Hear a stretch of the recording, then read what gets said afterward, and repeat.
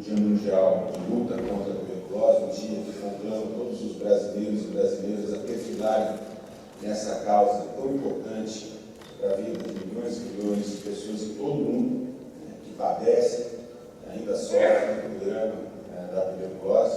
Quero saudar a deputada federal Érica Cocai, que preside essa sessão, agradecer ao mesmo tempo a oportunidade, para agradecê-la pela manifestação de apoio à vacinação contra HPV, que recentemente fez nessa casa, muito importante.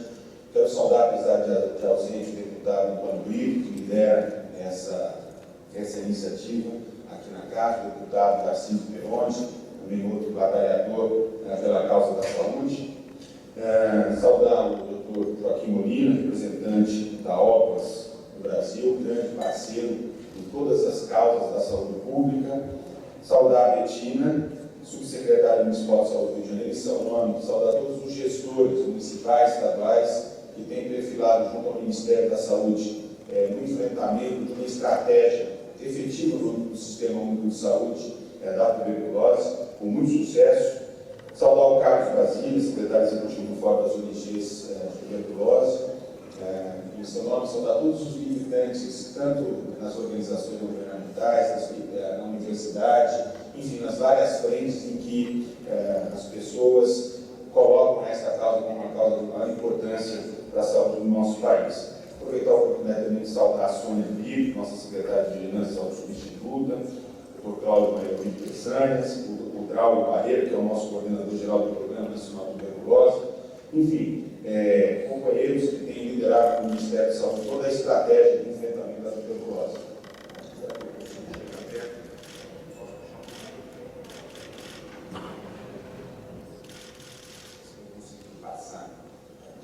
Eu vou me apoiar em algumas informações que são importantes, algumas já aqui ditas pelo Carlos Basílio, pelo Molina, pelo Betina, mas a tuberculose ela é uma enfermidade ao qual 1/3 da população mundial está infectada. Nós estimamos que nós tenhamos 9 milhões de casos novos, apenas no ano de 2013, sendo que destes 1/3 não foram identificados, não foram detectados. Essa é uma dos grandes desafios que nós temos no âmbito mundial, a detecção de um número maior de casos para poder iniciar precocemente o tratamento e fazer a interrupção da cadeia de transmissão. 80% destes casos estão concentrados em 22 países, incluindo o Brasil.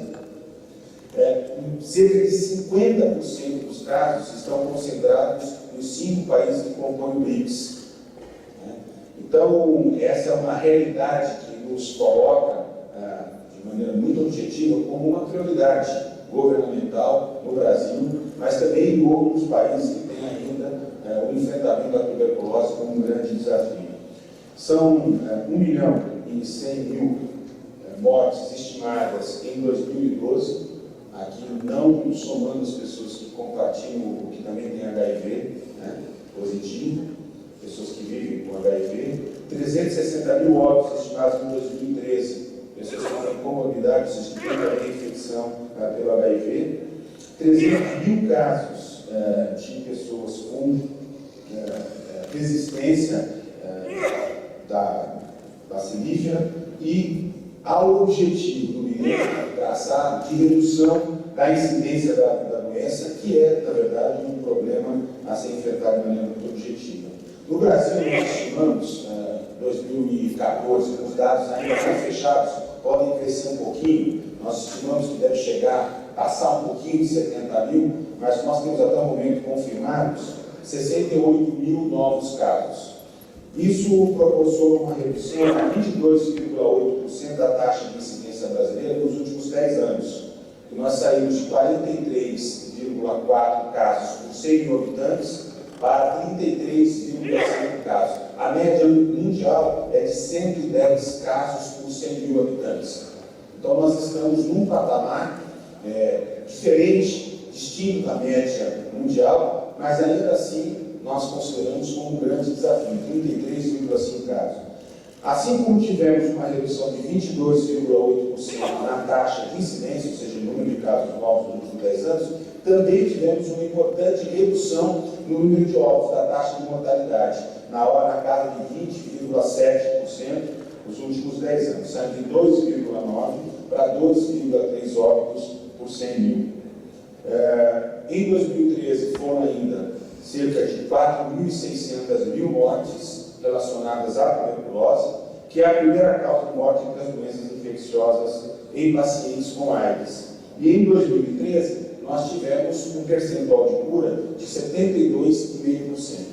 É muito considerável, olhando as estatísticas internacionais, é um número que poderia ser maior se nós tivéssemos uma capacidade de conseguir elevar a taxa de cura entre a população privada de liberdade, a população em situação de rua, que são dois grupos extremamente vulneráveis e que não têm o mesmo padrão de resposta do ponto de vista da taxa de cura que tem a população em geral que tem tuberculose, mas ainda assim um número muito significativo para o nosso país.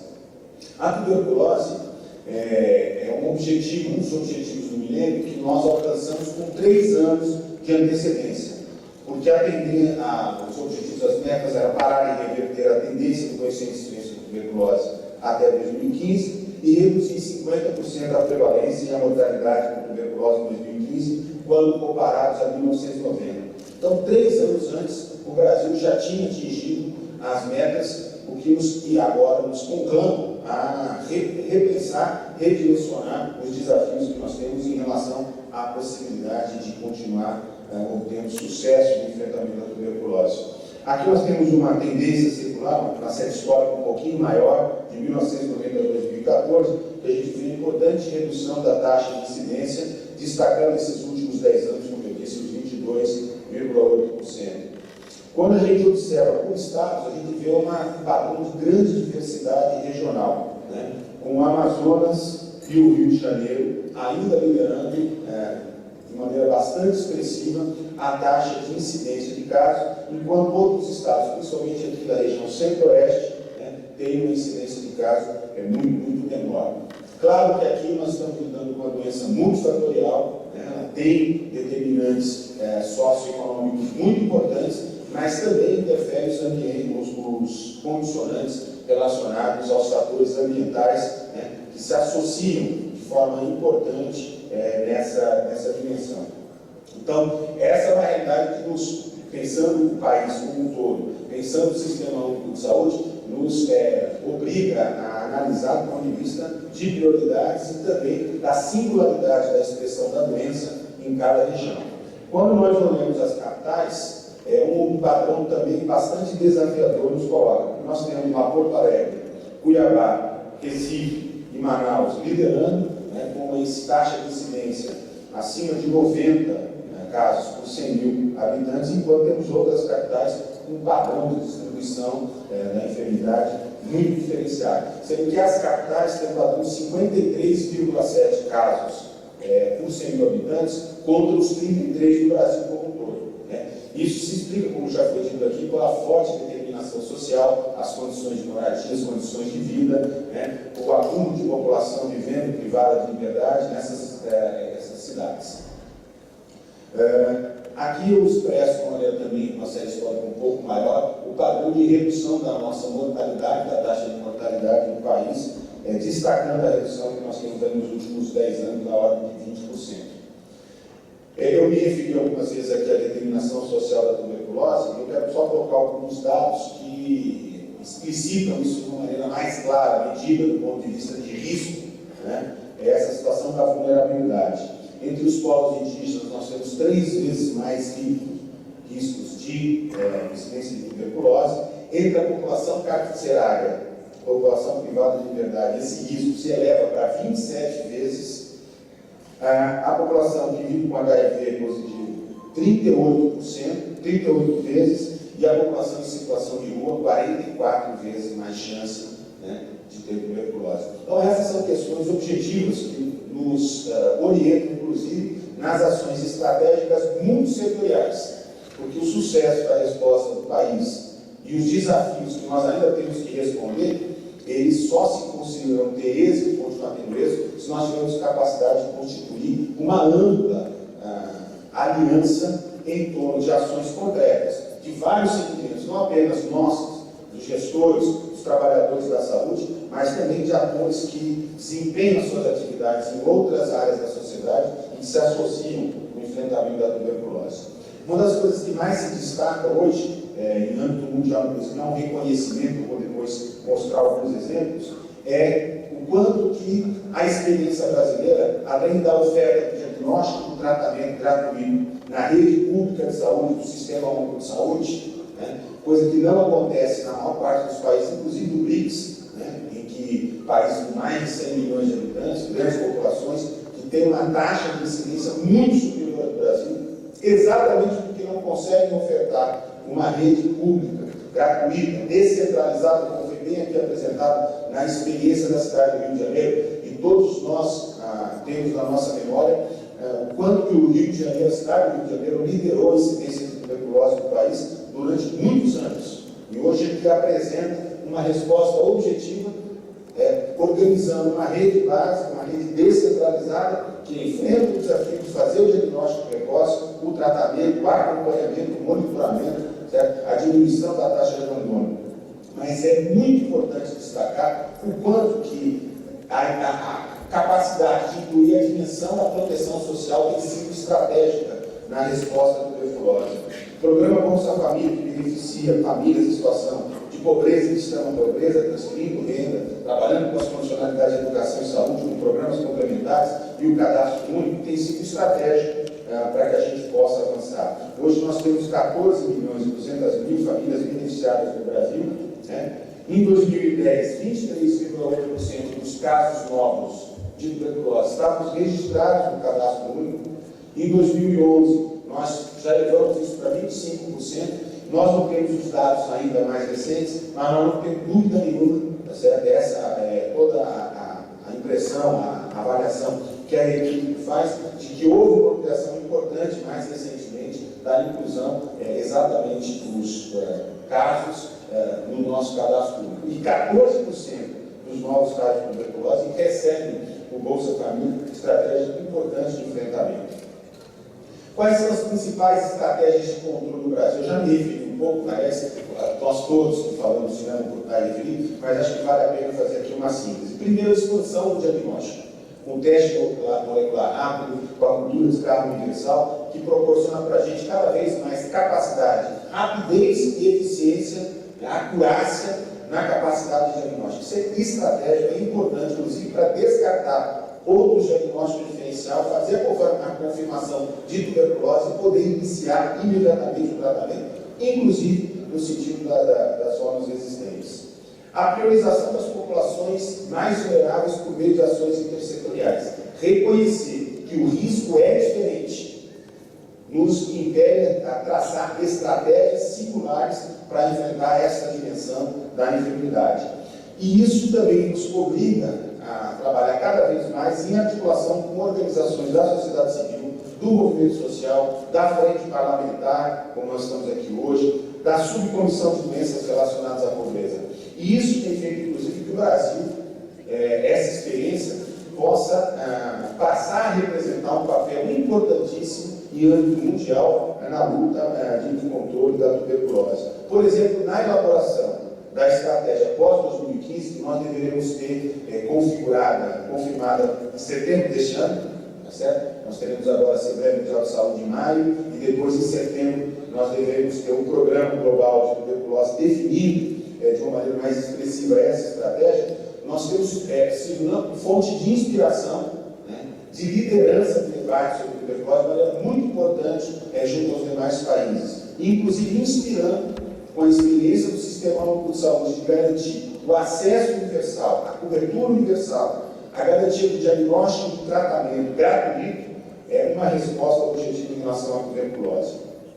Eu colocaria ainda a conclusão da implantação da rede de teste rápido de tuberculose em 2014 como uma outra estratégia de controle importantíssima, com a distribuição de máquinas para 94 municípios que cobrem cerca de 60% dos casos novos e 70% dos casos de retratamento em todo o país. Aí nós temos uma dimensão de escala, né, de custo e efetividade, de estratégia para poder definir a expansão da distribuição de máquinas e da estratégia diagnóstica. mas também expansão da cultura e do teste de sensibilidade em drogas antituberculose, visando a cobertura, a cultura universal dos casos de tuberculose.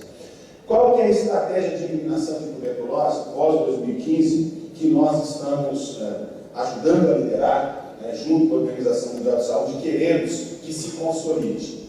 A visão de que nós podemos viver num mundo livre de tuberculose, com o objetivo de eliminar a epidemia global de tuberculose, e para isso os países têm que avançar conjuntamente e estabelecer metas progressivas que possam fazer com que a gente chegue a essa marca tão desejada.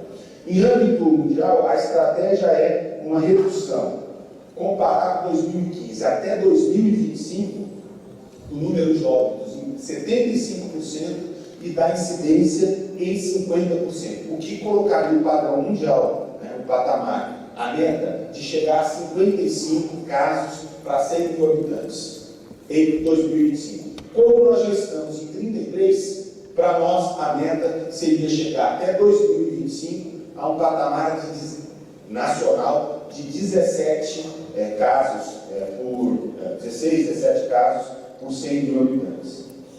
Para 2035, a meta é conseguir uma redução de 95% dos óbitos por tuberculose, tomando como referência os dados de 2015, e de 90% da redução do coeficiente de incidência de tuberculose, ou seja, uma redução fazendo com que ele fique menor do que 10 por 100 mil habitantes. É importante sempre lembrar que diagnosticar e tratar a tuberculose de forma adequada significa interromper a cadeia de transmissão da enfermidade. Essa é uma das potências que nós temos em relação a essa enfermidade, que não se apresenta como possibilidade em relação a uma série de outras enfermidades, mas no caso da tuberculose é muito importante.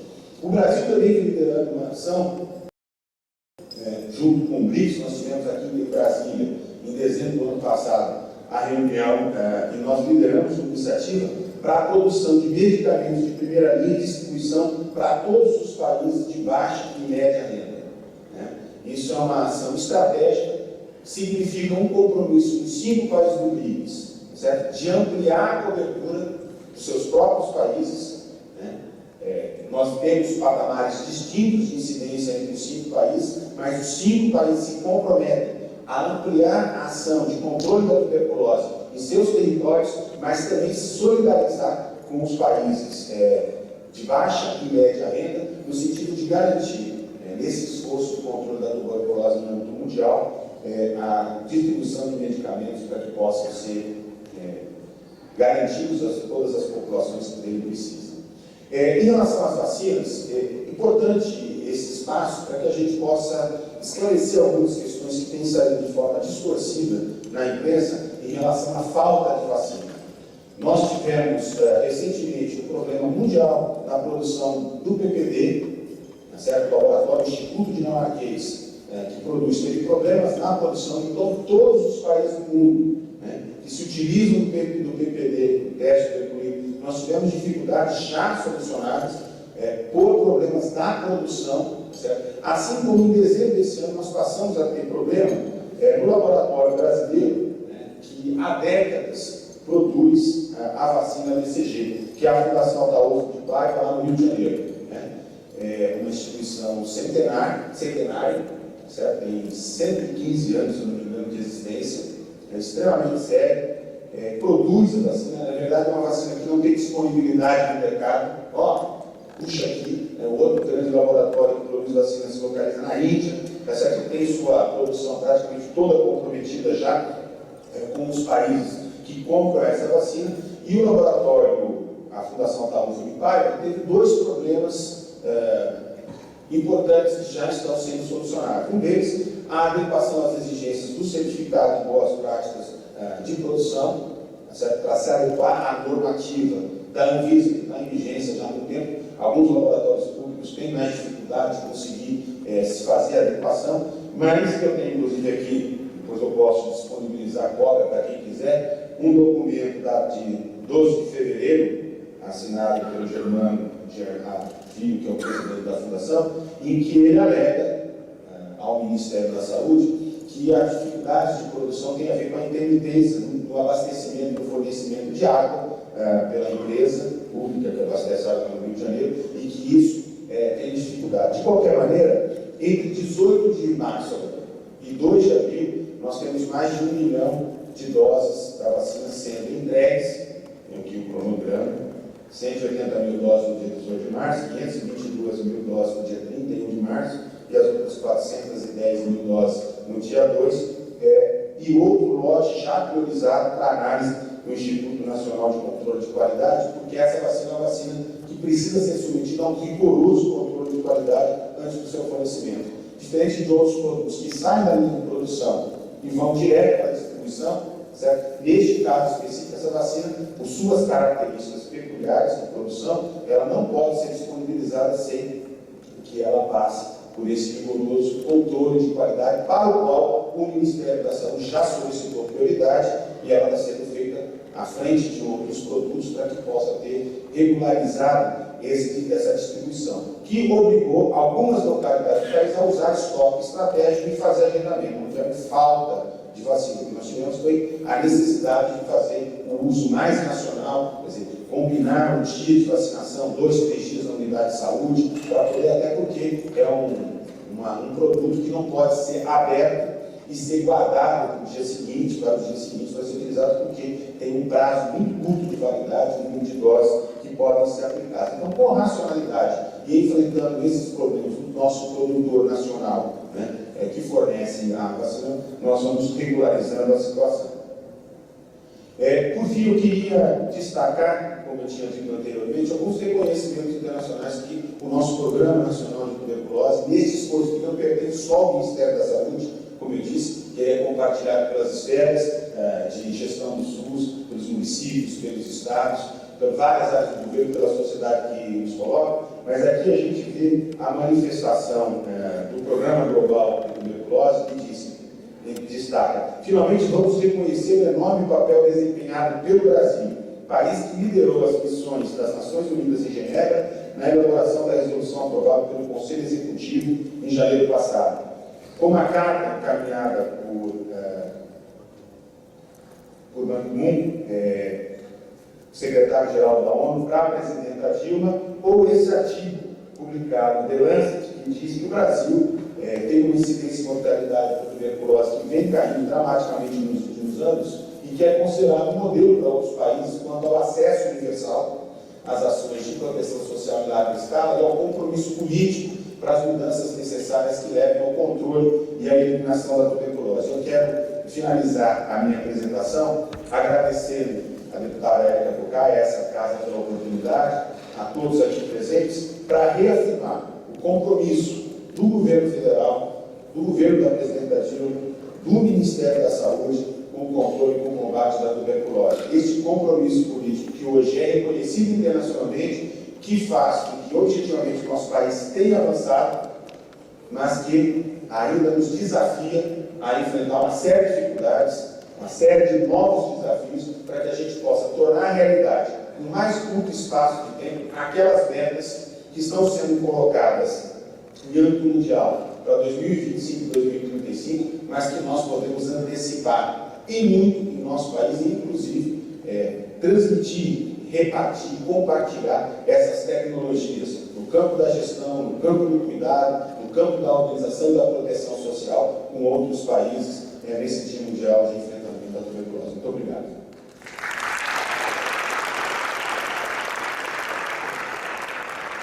Queria agradecer